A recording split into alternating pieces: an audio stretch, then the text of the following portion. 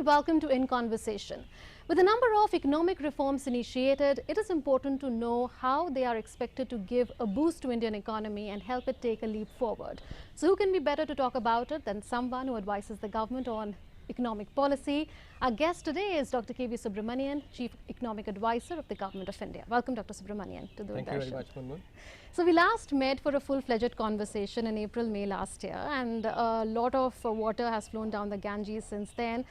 How has the experience been of the past 12 months, and how difficult was it taking some important decisions in the recent past? Couple of things come to mind, Munmun. If you recall, after the first quarter decline that had happened, we had spoken about a V-shaped recovery. At that time, it seemed quite uncertain, and there were a lot of doubts expressed about it, and possibly, rightly so. At times like that, one tends to be more focused on some of the, uncertainties. But I think the events since then have clearly shown that our belief in the resilience of the Indian economy was very well justified. There's been a V-shaped recovery indeed after a 24.4% decline in the first quarter, 7.5% decline in the second quarter, 0.4% and 1.6% growth in the third and fourth quarters, and then a 20.1% growth in the fifth quarter. If you were to plot that on a chart, it looks like a V and no other letter. I think that is something which is indeed testimony to the resilience of the economy. At the same time, the period during the COVID, India has been an exception and in a positive sense in really utilizing this opportunity to usher in significant reforms, which will make a big difference to the way growth pans out, in this decade. Because these reforms that we have done, and once the dust settles down on it, I have absolutely no doubt that these will be seen as really path-breaking, as important, if not more, as the 1991 reforms. Because while the 1991 reforms were on the product market, where you actually allowed foreign competition to come in, these reforms are in the factor markets, and factor market reforms in a democracy like ours are oftentimes much more difficult to do. And I think that's where the political will, the conviction of this government has really been demonstrated in doing these reforms, which I have absolutely no doubt will really position us well for investment, efficiency gains, and in turn, growth going forward. So let's take up one of those bold structural reform. The government had announced that it will be setting up a National Asset Reconstruction Company in the union budget. It's followed up on that announcement, and that body has now been set up. It's also called the Bad Bank. Yeah. So what good is this bad bank going to do to the banking sector? So Munmun, these were part of four measures that were brought in the budget. If you were to look at, and I think history will look at last year's budget as historical in terms of the financial sector reforms that it brought in. The Bad Bank was one key component. The financial institutions, in the infrastructure sector, development financial institutions was the second one. The privatization of two public sector banks was a third key announcement, and the fourth one was the 74% FDI in insurance, of which except the privatization of the two public sector banks, everything else has been done, and there as well the action is on now. Very likely in the winter session of Parliament some action we can anticipate. This one in particular, is very important, because if you look at the bad debt and in general loans that are given to large corporates, it's not given by one bank, it's given by a syndicate of many different banks. So when you have to actually renegotiate and take it through the restructuring that is required, then coordination becomes very important. At the same time, the kind of expertise that is required to restructure a business, that is generally very sparse, not only in India, but everywhere in the world. And therefore, coagulating that into one institution actually generates, significant benefits. Apart from that, if you look at the current ARCs that were there, they did not have the capital to be able to take this kind of large number of bad assets to be able to take them through restructuring. So the bad bank idea was brought in so that these bad loans could be transferred from the existing banks onto the bad bank. As a result, the overhang that resulted, especially in terms of management oversight, the amount of time that bank managements, went into, looking at these bad loans, that could be taken away, that could be actually kept in the bad bank. Incidentally, the bad bank has been created with 51% private participation so that the necessary capabilities can be brought together. And then, our normal banks can therefore focus on loan growth, and providing credit for the economy. So in that sense, in being able to sort of put a full stop to this entire bad loan situation that evolved from the crony lending till 2014, I think this was a very critical element in bringing that full stop. The fact that this has been provided for exactly 5 years, I think will really enable, it's a time bound plan, and I think really will help both in transferring the bad assets and thereby credit generation in the economy. So after 5 years, can we broadly expect that the government will be able to turn off to some extent the recapitalization tap? Yes, do remember here the bank is not being provided capital by the government. The bad bank has only been given a guarantee. The capitalization has been done by the banks, both public and private sector banks, and there is a guarantee, and that guarantee is important because there are oftentimes significant uncertainty whenever there is a bad loan, because there's restructuring. A priori, it's very hard to judge exactly what will be the value that will come, and therefore the guarantee is very critical. There is no taxpayer money that is being put directly in the form of capital into this bad bank. It is only in the form of a guarantee, and that will end at the end of 5 years. If, for instance, these loans are not turned around at the end of 5 years, then that guarantee will expire. We often see the government recapitalizing banks even in the absence of a bad bank or in the absence of different mechanisms. So are we going to see that tapering down after 5 years is what I was asking. In fact, it's already tapered down. If you look at the public sector banks, they have raised now close to 75,000 crores directly from the markets, and that's been one of our key areas of emphasis. We've made it very clear to the public sector banks that you need to stand on your own, and the best evidence of you being able to stand on your own is to go and raise money from markets at arm's length. And therefore, the capitalization that has been provided by the government is actually not very large. So that process has already started, and the bad bank with just a guarantee being provided by the government is part of the same phenomenon. So a whole lot of initiatives have been taken. SARFAESI Act is already in place, and the Insolvency and Bankruptcy Code came in 2016. Does the bad bank, so to say, complete the entire circle of addressing the stressed assets? Yes and no, in the sense that SARFAESI did not deliver the outcomes that we actually had anticipated, and therefore we needed the IBC, and that's what the no is for. The IBC is a significant improvement on SARFAESI, because if you see the recovery on the IBC outcomes, about 45% recovery. There was a recent article in Mint which actually also showed even in the US, which has had a bankruptcy law since the 1900, and they had a reform in 1978 as well, an important reform. So they've had a very, very mature bankruptcy law. Even there in the first lien, which is basically the first bite that a lender has, there the recovery is about 59%. In the second lien, it is actually about 29%, 27-29%. Therefore, if you look at India's recovery, 45% under IBC, it's much better. It's actually much better than SARFAESI or the BIFR, the prevailing systems that we had. So I think that's a significant improvement. The bad bank actually is, in my opinion, is complementary to the IBC mechanism. The IBC is for actually creative destruction, which is really critical in any economy. But as I spoke earlier, some of the coordination aspects, some of the expertise, bringing together of expertise, which would not have happened but for the bad bank, that is what it brings. And the bad bank will work together with the IBC in being able to resolve these bad assets. Let's now come to the telecom sector, and here too a key decision has been taken. There was a major legacy pain point for the telcos, and that was the definition of adjusted gross revenue, or AGR. That has now been rationalized to remove non-telecom revenues from AGR. Correct. How much of a boost is this going to give to the telecom sector? Is it going to revive the telecom sector, which is employment intensive?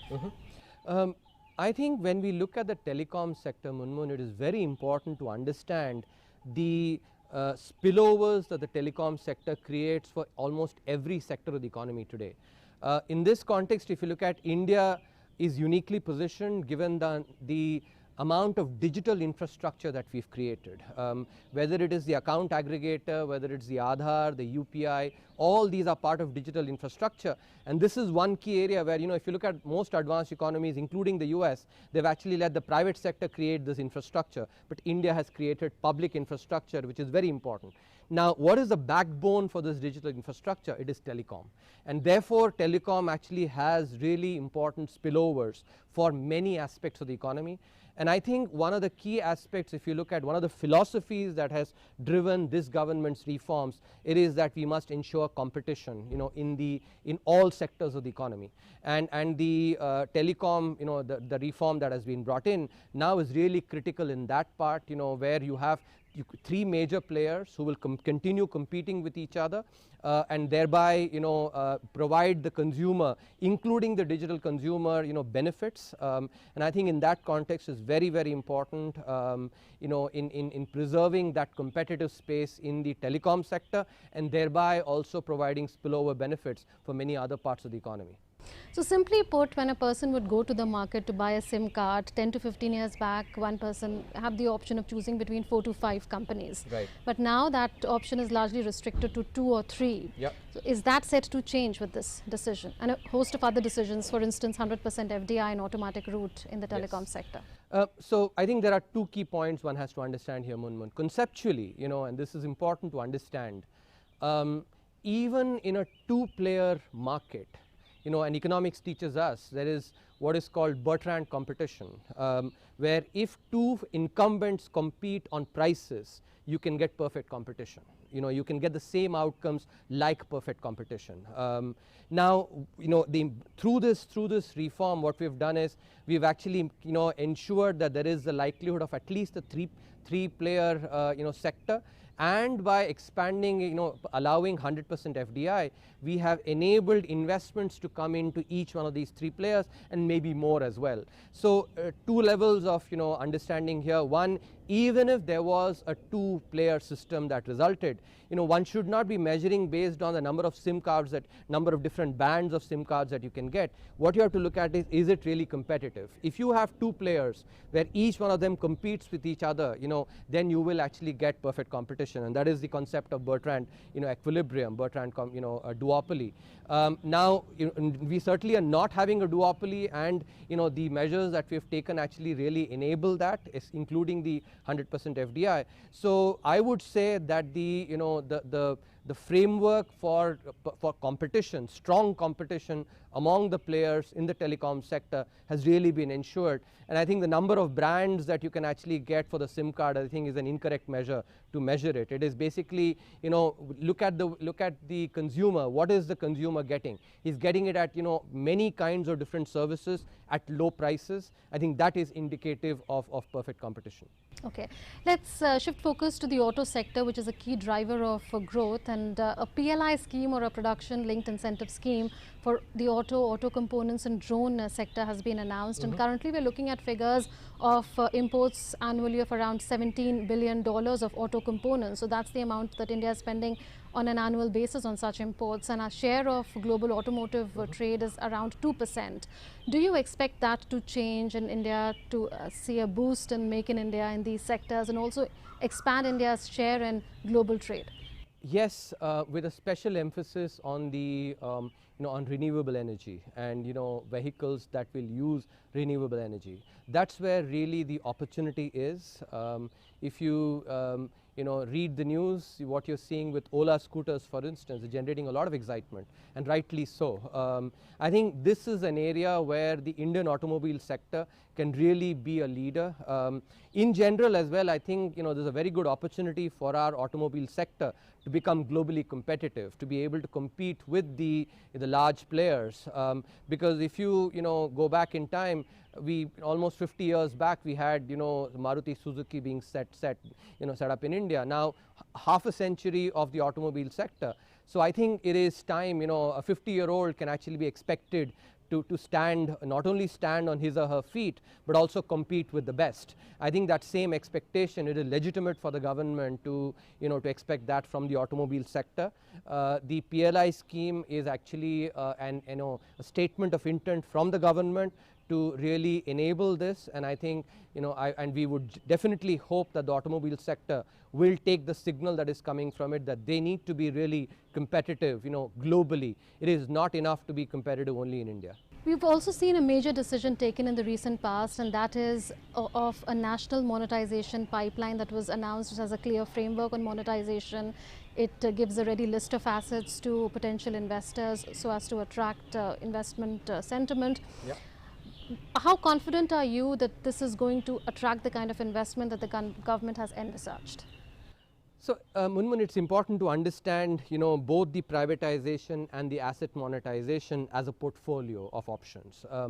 If you look at a corporate might own some assets and might decide to lease some assets. You know, corporates do both of them. It's not that they actually, whatever assets they use, all of them they own, they lease many assets as well, and not that they lease all assets. So this portfolio exists. If you look at the macro level, therefore, privatization is basically the opportunity for the private sector to own assets, and asset monetization is the opportunity for the private sector to lease assets. And here it is very important, and I actually must clarify, you know, this rhetoric that prevails, you know, this word, two words that are bandied, which is, you know, family silver, which is just pure rhetoric, has no basis in empirical evidence. Both the words family and rhetoric are actually misplaced. Allow me to explain. You know, if you take India, you know, in an economy like India, the private sector contributes significantly to the growth in the economy and overall contribution to the economy itself.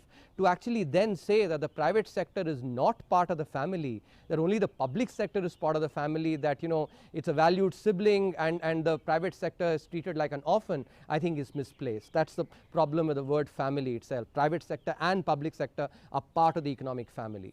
Now, when it comes to silver, I think the evidence is very clear over the last 70 years. The public sector assets have actually not been, you know, maintained well. Efficiency, you know, has been a problem. So they're actually anything but silver, and it is the process of actually, you know, giving it to hands which will maintain them well and generate efficiency gains is where these, you know, conversion into silver will happen. So neither family nor silver is actually, you know, appropriate. It is not backed by evidence, just plain rhetoric in the context of both, you know, privatization and asset monetization. The big benefit of asset monetization is that it actually, you know, puts into play assets that are idle. I'll give you an example. Let's say you have a stadium. A stadium, let's say, you know, let's say take the Firozshah Kotla here, which gets used maybe for Ranji Trophy matches or maybe for IPL games, but does not get used 365 days of the year for sure. Though that asset, which is a public sector asset, can be leased to the private sector. So if, for instance, 90 or 100 days the Firozshah Kotla is used, you know, for matches, the remaining 250 days or maybe even 125 days, it can be used by the private sector. The government actually gets lease rentals out of that. It's a win-win where the private sector actually gets to use, government gets revenues out of that. So you can see clearly how, if you understand just simple, you know, terms, this rhetoric actually is just completely misplaced. It is a way to sort of, you know, oftentimes mislead. The economic logic is very, very clear. These are complements, both asset monetization and privatization, which is really critical for infrastructure creation, because, you know, infrastructure creation requires money, and the money that will come from the asset monetization will be put into creating infrastructure, roads, you know, railways, ports, all of that, which actually will benefit our common people, because, you know, better infrastructure is a public good that people like you and me really benefit from. So there is no change in ownership of assets. There will be leasing of assets. Absolutely. But the recent experience tells us that it's not at all easy to attract private investment. We've seen the kind of experience that we've had in divestment of Air India bid. Besides that, there are challenges in achieving the year after year disinvestment receipts that the government targets. There are also challenges that we've seen recently in a PPP bid in trains. So we haven't got that kind of response from the private investors as we've seen. This time around, how are things going to be different? So I think a couple of clarifications here, Munmun. Firstly, Air India, you see that there have been a couple of bidders that have come in, and both of them are very serious bidders. If you look at some of the recent, deals that DIPAM has put out, the enthusiasm has been very strong. When you look at investment itself, investment typically does not happen when there is economic uncertainty. And I think the last 18 months or so have been a period of economic uncertainty. It's legitimate that that is a period where investment will not happen. But now that we're actually, in an economic recovery phase, I think investment is starting to happen. I will point out evidence what we saw in Q4, for instance. Consumption grew, in Q4 as the fear of the pandemic and this, had really subsided at that time. You saw, the gross fixed capital formation, which is actually as a proportion of GDP, which is just an indicator for investment, was a 26-quarter high, 6.5-year high. And that happened on the back of consumption that was happening. It is important to take into account now as well, in the first quarter that we just had of this financial year, despite severe restrictions, for instance, the entire months of May and June, you had malls, shopping establishments, bazaars, all of them closed because of the devastating second wave, and yet consumption has grown at 20%. And it is important to understand this because, even consumption has a demand component and a supply component. If you have malls and shops and establishments all closed, it is the supply aspect that is actually affected consumption. In other words, there was demand, and despite the restrictions that were placed, you still had 20% growth, albeit from a lower base of the previous quarter. But I think it's really important for corporates to therefore understand that consumption, the demand for consumption, is actually picking up pretty well. We saw that in the fourth quarter as well, when the pandemic, the fear of the pandemic had gone down. So given that, investment typically looks at consumption trends, and what we've seen over the last 2 quarters, I think gives me confidence also with what you've seen in terms of, recent enthusiasm for these, for these deals. Final point, if you read some of the news reports, a few weeks back I was reading that about 1.75 lakh crores of private capital expenditure is what has been budgeted by the private sector. A specific example, Hindalco, for instance, the Aditya Birla Group, is looking to invest about $1.5 to $2 billion. So these are examples of investment that is happening. And one more point I want to mention, if you look at the PMI, the Purchasing Managers Index, for manufacturing has been hitting highs ever since September of last year, so almost for the last 1 year, except for the month of June, it has actually been in an expansionary phase. Now, for the first time, services have also come to about 56, level of 56. I think which is also indicative that the recovery is going on. So given this, and the consumption trends, I do anticipate, investment to also pick up as the uncertainty about consumption and overall the economic recovery subsides. Right, and with the GDP growth picking up and the structural reforms that have already been undertaken, do you expect a further rebound in economic activities going forward? We've already made a V. Yeah. Where are we headed? So in terms of growth projections, I think it's quite likely that this year we will have double-digit growth. And going forward, my estimate is that FY23 we should have growth between 6.5% to 7%. And thereafter, further acceleration, as the effects of these reforms. Do keep in mind that these path-breaking reforms take some time for the effects to show on the ground.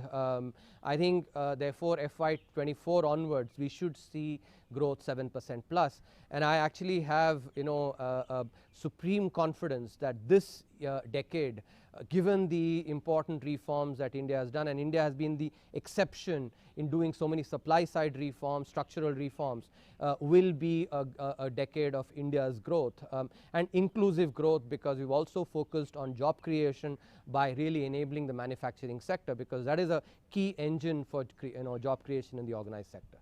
Absolutely. Thank you so much, Dr. Subramanian, for speaking to us on Doordarshan. It was a pleasure. My pleasure, Munmun.